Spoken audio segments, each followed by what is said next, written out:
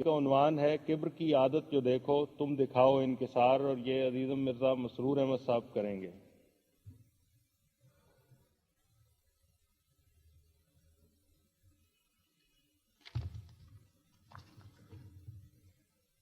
اشہد ان لا الہ الا اللہ وحدہ لا شریک لہ واشہد ان محمدا عبدہ ورسولہ، اما بعد فاعوذ باللہ من الشیطان الرجیم، بسم اللہ الرحمن الرحیم۔ یا بنی اقم الصلاۃ وامر بالمعروف وانہی عن المنکر واصبر علی ما اصابک ان ذلک من عزم الامور ولا تصعر خدک للناس ولا تمش فی الارض مرحا ان اللہ لا یحب کل مختال فخور۔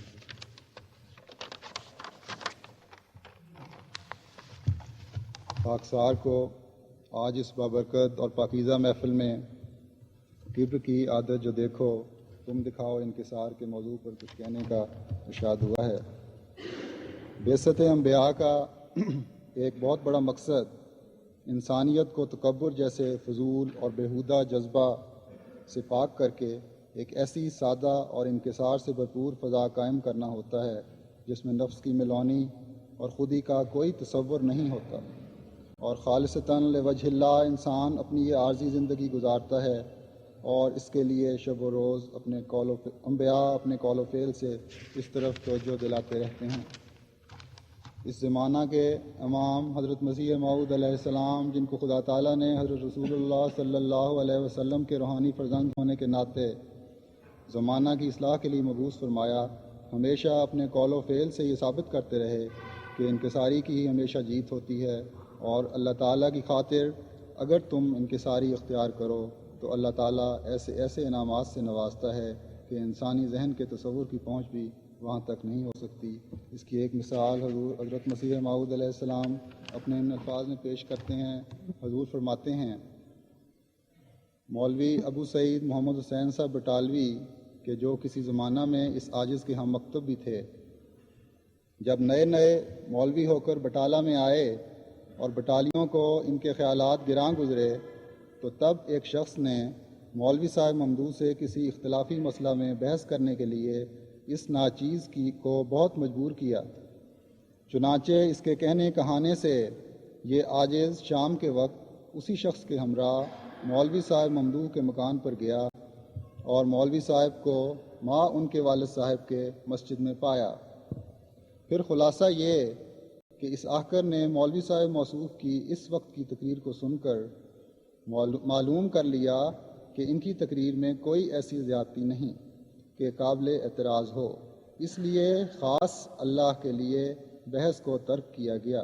رات کو خداوند کریم نے اپنے الہام اور مخاطبت میں اسی ترک بحث کی طرف اشارہ کر کے فرمایا کہ تیرا خدا تیرے اس فعل سے راضی ہوا اور وہ تجھے بہت برکت دے گا، یہاں تک کہ بادشاہ تیرے کپڑوں سے برکت ڈھونڈیں گے۔ پھر بعد اس کے عالم کشف میں وہ بادشاہ دکھلائے گئے جو گھوڑوں پر سوار تھے، چونکہ خالصاً خدا اور اس کے رسول کے لیے انکسار اور تذلل اختیار کیا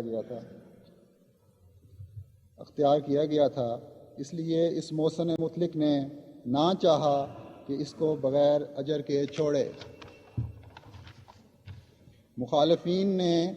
مولوی محمد حسین بٹالوی سے یہ مناظرہ نہ کرنے پر بہت شور مچایا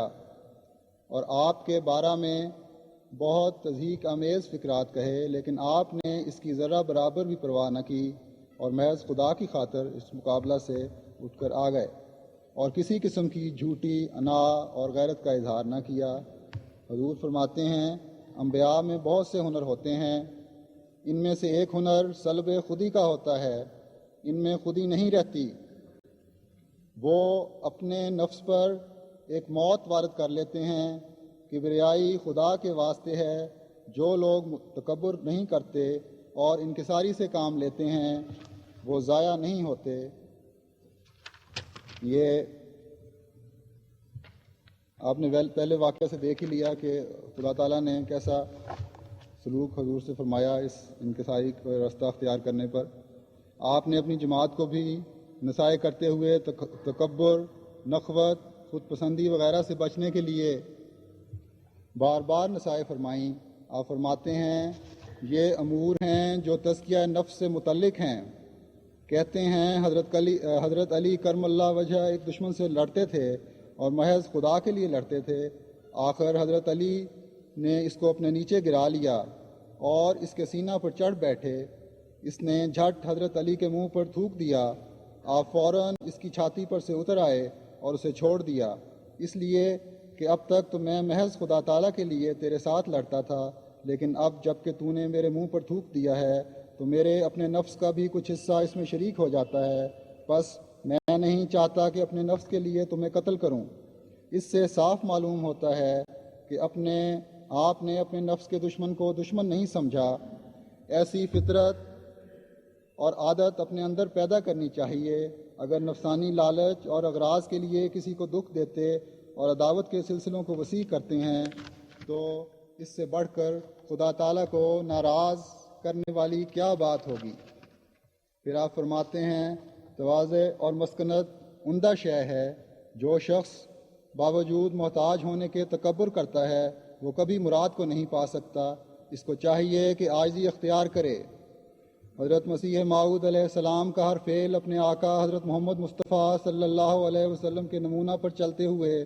خدا کی خاطر ہوتا تھا، اور یہی آپ اپنی جماعت سے توقع کرتے تھے کہ جماعت کا ہر فرد اپنا ہر عمل خدا کی خاطر انجام دے اور نفس کی ملونی کو بالکل ختم کر دے۔ آپ فرماتے ہیں اصل بات یہ ہے کہ سچا روب اور حقیقی عظمت ان لوگوں کو عطا کی جاتی ہے جو اول خدا کے واسطے اپنے اوپر ایک موت وارد کر لیتے ہیں اور اپنی عظمت اور جلال کو خاکساری سے، انکساری سے، تواضع سے تبدیل کر دیتے ہیں۔ تب چونکہ انہوں نے خدا کے لیے اپنا سب کچھ خرچ کیا ہوتا ہے، خدا خود ان کو اٹھاتا ہے اور قدرت نمائی سے ان کو نوازتا ہے۔ آپ فرماتے ہیں متکبر خدا تعالیٰ کے تخت پر بیٹھنا چاہتا ہے، پس اس کبھی خصلت سے ہمیشہ پناہ مانگو۔ خدا تعالیٰ کے تمام وعدے بھی خواہ تمہارے ساتھ ہوں، مگر تم جب بھی فروتنی کرو، کیونکہ فروتنی کرنے والا ہی خدا تعالیٰ کا محبوب ہوتا ہے۔ دیکھو ہمارے نبی کریم صلی اللہ علیہ وسلم کی کامیابیاں اگرچہ ایسی تھیں کہ تمام انبیاء سابقین میں اس کی نظیر نہیں ملتی، مگر آپ کو خدا تعالیٰ نے جیسی جیسی کامیابیاں عطا کیں آپ اتنی ہی فروتنی اختیار کرتے گئے۔ حضور علیہ السلام دشمنوں کی بدزبانیوں اور گندہ دہانیوں کے مقابلہ میں ہمیشہ صبر کا مظاہرہ کرتے رہے اور اپنی جماعت کو بھی ہمیشہ نرمی اور صبر کے مظاہرہ کی تلقین فرماتے رہے۔ حضور فرماتے ہیں میں بڑی تاکید سے اپنی جماعت کو جہاں کہیں وہ ہیں منع کرتا ہوں کہ وہ کسی قسم کا مباحثہ، مقابلہ اور مجادلہ نہ کریں۔ اگر کہیں کسی کو کوئی درست اور ناملائم بات سننے کا اتفاق ہو تو اعراض کرے۔ میں بڑے وثوق اور سچے ایمان سے کہتا ہوں کہ میں دیکھ رہا ہوں کہ ہماری تائید میں آسمان پر خاص تیاری ہو رہی ہے۔ ہماری طرف سے ہر پہلو کے لحاظ سے لوگوں پر حجت پوری ہو چکی ہے، اس لیے اب خدا تعالیٰ نے اپنی طرف سے اس کارروائی کے کرنے کا ارادہ فرمایا ہے جو وہ اپنی سنت قدیم کے موافق اتمام حجت کے بعد کیا کرتا ہے۔ مجھے خوف ہے کہ اگر ہماری جماعت کے لوگ بدزبانیوں اور فضول بحثوں سے باز نہ آئیں گے تو ایسا نہ ہو کہ آسمانی کارروائی میں کوئی تاخیر اور روک پیدا ہو جائے، کیونکہ اللہ تعالیٰ کی عادت ہے کہ ہمیشہ اس کا عطاب ان لوگوں پر ہوتا ہے جن پر اس کے فضل اور عطایات بے شمار ہوں، اور جنہیں وہ اپنے نشانات دکھا چکا ہوتا ہے۔ وہ ان لوگوں کی طرف کبھی متوجہ نہیں ہوتا کہ انہیں عطاب یا خطاب یا ملامت کرے جن کے خلاف اس کا آخری فیصلہ نافذ ہونا ہوتا ہے۔ چنانچہ ایک طرف حضرت صلی اللہ علیہ وسلم کو فرماتا ہے فاصبر کما صبر اولو العزم ولا تستعجل لهم، اور فرماتا ہے ولا تکن کصاحب الحوت اور فإن استطعت ان تبتغي نفقا في الارض۔ یہ حجت امیز عطاب اس بات پر ہے کہ حضرت صلی اللہ علیہ وسلم بہت جلدی فیصلہ کفار کے حق میں چاہتے تھے، مگر خدا تعالیٰ اپنے مصالحے اور سنن کے لحاظ سے بڑے توقف اور حلم کے ساتھ کام کرتا ہے، لیکن آخرکار حضرت صلی اللہ علیہ وسلم کے دشمنوں کو ایسا کچلا اور پیسا کہ ان کا نام و نشان مٹا دیا۔ اسی طرح پر ممکن ہے کہ ہماری جماعت کے بعض لوگ طرح طرح کی گالیاں، افتراء پردازیاں اور بدزبانیاں خدا تعالیٰ کے سچے سلسلے کی نسبت سن کر اضطراب اور استعجال میں پڑیں۔ مگر انہیں خدا تعالیٰ کی اس سنت کو جو نبی کریم صلی اللہ علیہ وسلم کے ساتھ بڑھتی گئی ہمیشہ ملحوظ خاطر رکھنا چاہیے۔ اس لیے میں پھر اور بار بار بتاکید حکم کرتا ہوں کہ جنگ و جدال کے مجموع تحریکوں اور تقریبوں سے کنارہ کش کرو،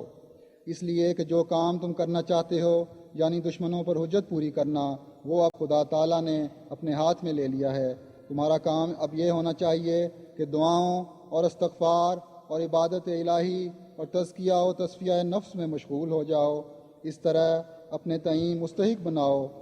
خدا تعالیٰ کی ان عنایات اور توجہات کا جن کا اس نے وعدہ فرمایا ہے۔ اگرچہ خدا تعالیٰ کے میرے ساتھ بڑے بڑے وعدے اور پیش گوئیاں ہیں جن کی نسبت یقین ہے کہ وہ پوری ہوں گی، مگر تم خواہ ان پر مغرور نہ ہو جاؤ۔ ہر قسم کے حسد، کینہ، بغض، غیبت اور کبر اور رعونت اور فسق و فجور کی ظاہری اور باطنی راہوں اور کسل اور غفلت سے بچو، اور خوب یاد رکھو کہ انجام کار ہمیشہ متقیوں کا ہوتا ہے۔ پھر آپ فرماتے ہیں میری جماعت میں سے ہر ایک فرد پر لازم ہوگا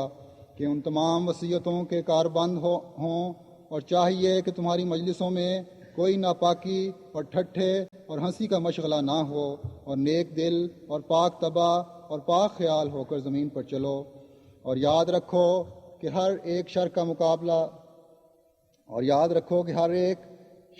مقابلہ کے لائق نہیں ہے۔ اس لیے لازم ہے کہ اکثر اوقات عفو اور درگزر کی عادت ڈالو، اور صبر اور حلم سے کام لو، اور کسی پر ناجائز طریق سے حملہ نہ کرو، اور جذبات نفس کو دبائے رکھو،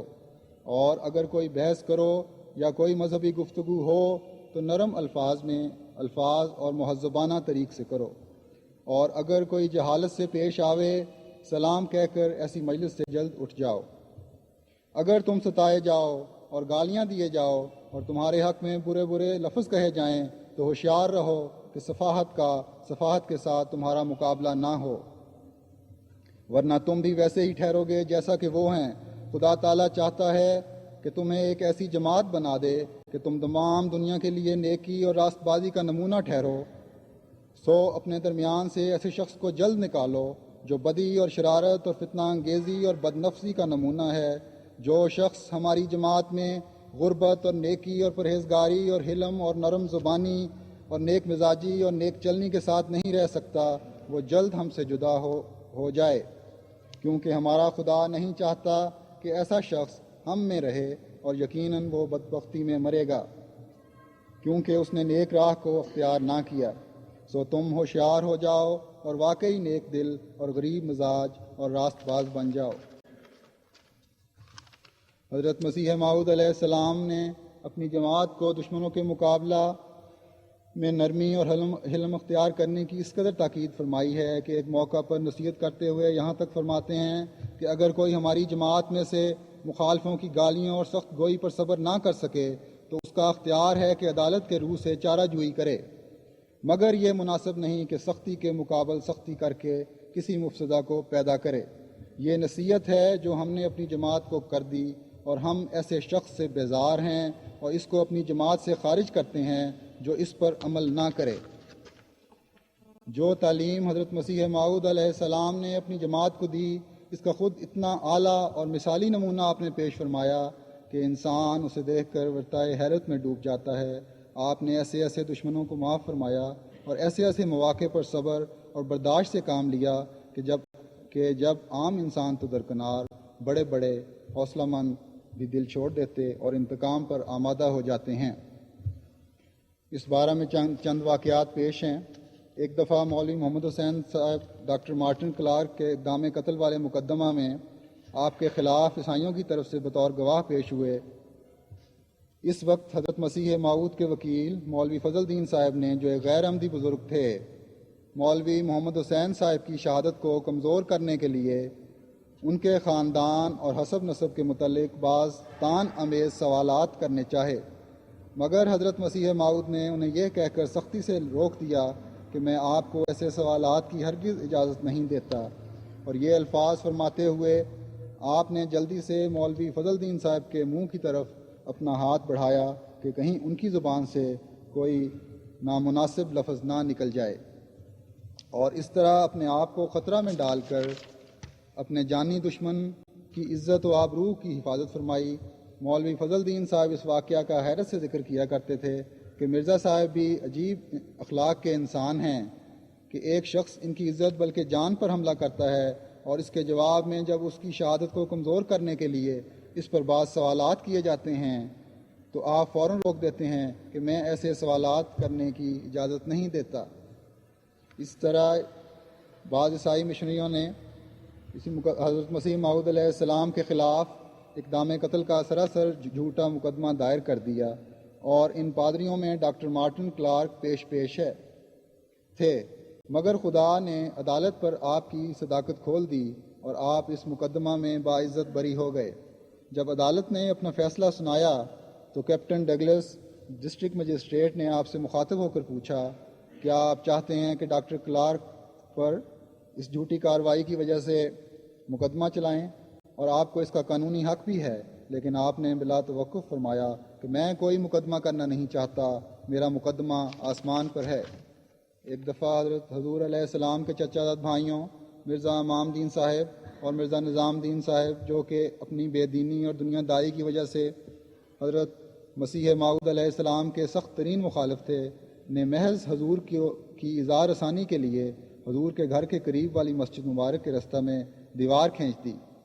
اور مسجد میں آنے جانے والے نمازیوں اور حضرت مسیح موعود کے ملاقاتیوں کا رستہ بند کر دیا، جس کی وجہ سے حضور کو اور قادیان کی قلیل سی جماعت احمدیہ کو سخت مصیبت کا سامنا ہوا اور وہ گویا قید کے بغیر ہی قید ہو کر رہ گئے۔ لاچار اس مصیبت کو دور کرنے کے لیے وکلاء کے مشورہ سے قانونی چارہ جوئی کرنی پڑی اور ایک لمبے عرصہ تک یہ تکلیف دہ مقدمہ چلتا رہا۔ بالآخر خدائی بشارت کے تحت آپ کو اس مقدمہ میں فتح ہوئی اور یہ دیوار گرائی گئی۔ اس پر حضرت مسیح موعود علیہ السلام کے وکیل نے حضور کی اطلاع کے بغیر مرزا صاحبان کے خلاف خرچہ کی ڈگری حاصل کر کے کرکی کا حکم جاری کرا لیا۔ اس پر مرزا صاحبان نے، جن کے پاس اس وقت کرکی کی بے باکی کے لیے پورا روپیہ نہ تھا، آپ کو بڑی لجاجت کا خط لکھا اور یہاں تک کہلا بھیجا کہ بھائی ہو کر کرکی کے ذریعہ ہمیں کیوں ذلیل کراتے ہو؟ جب حضرت مسیح موعود علیہ السلام کو ان حالات کا علم ہوا تو آپ اپنے وکیل پر سخت ناراض ہوئے کہ میری اجازت کے بغیر خرچہ کی ڈگری کیوں کرائی گئی، اسے فوری واپس لو۔ اور دوسری طرف مرزا صاحبان کو جواب بھجوایا کہ آپ بالکل فکر نہ کریں، کوئی کرکی نہ ہوگی، یہ کارروائی میرے علم کے بغیر ہوئی۔ ذرا سوچیں اور غور کریں کہ دشمن، اور وہ بھی ایسا جس نے پریشان اور منتشر کرنے کے لیے کوئی دقیقہ نہیں چھوڑا، جب ناکام ہوتا ہے اور حضور کے علم میں لائے بغیر اس پر خرچہ کا بوجھ ڈالا جاتا ہے تو گلہ کرتا ہے، اور آپ مظلوم ہوتے ہوئے بھی دشمنوں سے معذرت کرتے ہیں۔ آج کی دنیا میں ایسی مثال ڈھونڈے سے بھی نہ ملے گی۔ حضرت مسیح موعود علیہ السلام کی طبیعت میں انکسار اس درجہ کا تھا کہ آپ کی طبیعت میں رچ بس گیا تھا اور روزمرہ کے معمولات میں بھی اس کا اظہار ہوتا تھا۔ حضرت مرزا بشیر احمد صاحب کی یہ روایت بڑی پیاری ہے۔ آپ فرماتے ہیں، ہمارے نانا جان حضرت سید میر ناصر نواب صاحب مرحوم کا ایک قریبی عزیز حضرت مسیح موعود علیہ السلام کے زمانہ میں قادیان میں آ کر کچھ عرصہ رہا تھا۔ ایک دن سردی کی وجہ سے ہمارے نانا جان مرحوم نے اپنا ایک مستعمل کوٹ ایک خادمہ کے ہاتھ اسے بھجوایا تاکہ یہ عزیز سردی سے محفوظ رہے، مگر کوٹ کے مستعمل ہونے کی وجہ سے اس عزیز نے یہ کوٹ حقارت کے ساتھ واپس کر دیا کہ میں استعمال شدہ کپڑا نہیں پہنتا۔ اتفاق سے جب یہ خادمہ اس کوٹ کو لے کر میر صاحب کی طرف جا رہی تھی تو حضرت مسیح موعود نے دیکھ لیا اور پوچھا کہ یہ کیسا کوٹ ہے اور کہاں لے جاتی ہو؟ اس نے کہا کہ میر صاحب نے کوٹ اپنے فلاں عزیز کو بھیجا تھا، مگر اس نے مستعمل ہونے کی وجہ سے برا مانا اور واپس کر دیا۔ حضرت مسیح موعود نے فرمایا، واپس نہ لے جاؤ، اس سے میر صاحب کی دل شکنی ہوگی، تم یہ کوٹ ہمیں دے جاؤ، ہم پہنیں گے، اور میر صاحب سے کہہ دینا کہ میں نے رکھ لیا ہے۔ یہ ایک انتہائی شفقت اور انتہائی دلداری کا مقام تھا کہ حضرت مسیح موعود نے یہ مستعمل کوٹ اپنے لیے رکھ لیا کہ حضرت نانا جان کی دل شکنی نہ ہو، اور ساتھ ہی یہ انتہائی سادگی اور بے نفسی کا بھی اظہار تھا کہ دین کا بادشاہ ہو کر اترے ہوئے کوٹ کے استعمال میں تعامل نہیں کیا۔ ان تمام واقعات سے ظاہر ہوتا ہے کہ حضرت مسیح موعود علیہ السلام نے حقیقت میں اس سے بڑھ کر عاجزی اور انکساری کی مثالیں قائم کی ہیں جس کی وہ اپنی جماعت سے توقع کرتے تھے۔ یہی وجہ ہے کہ خالق ارض و سما نے بھی اظہار خوشنودی فرماتے ہوئے ان الفاظ میں